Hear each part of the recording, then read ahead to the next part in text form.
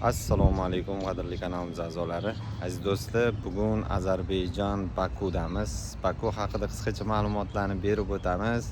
Turizmga oid vloglarim juda ham kamayib ketgan edi.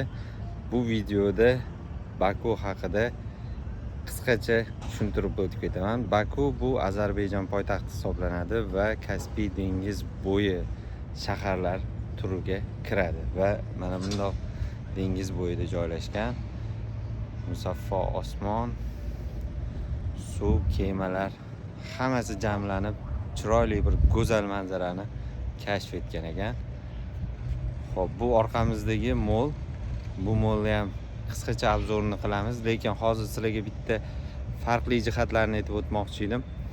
Bakuni shahar ichlari to'liq toza, musor degan narsani ko'rmas ekansiz. Shaharlarini ichida tarixiy joy bo'ladimi, aholi yashaydigan joy bo'ladimi, hamma joy toza, xuddi har kuni yuvib tozalangandek yaltirab turar ekan.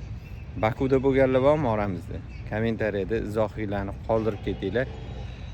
Baku haqidagi fikringlarni bilmoqchiman.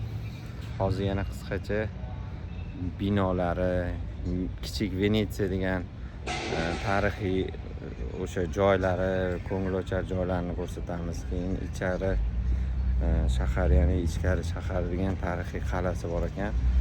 O'sha brilliantoviy ruka, ya'ni tarixdagi brilliant qo'l, cho'rt poberiy deydi-ku, o'sha kino olingan joyi ham ko'rdik. Ular hozirgi kunda kafe qilingan ekan. Xullas, hozir sizlarga yana ham ma'lumotlarni berishga harakat qilaman. Videoni kuzatishda davom etinglar. Kanalga obuna bo'lmaganlar obuna tugmasini bosib qo'ysanglar shunaqa chiqib turadi.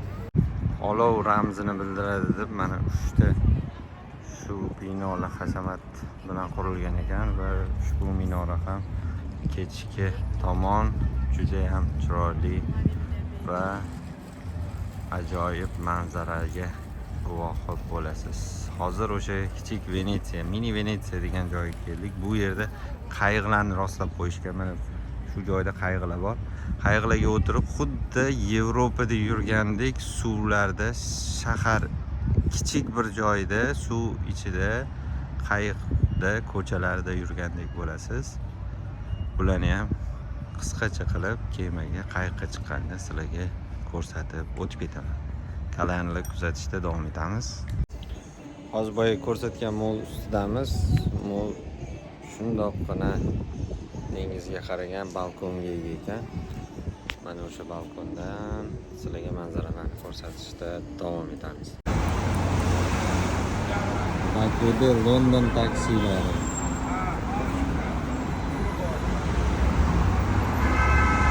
O'zgacha ajoyib. Sizlar hamma qo'yadi.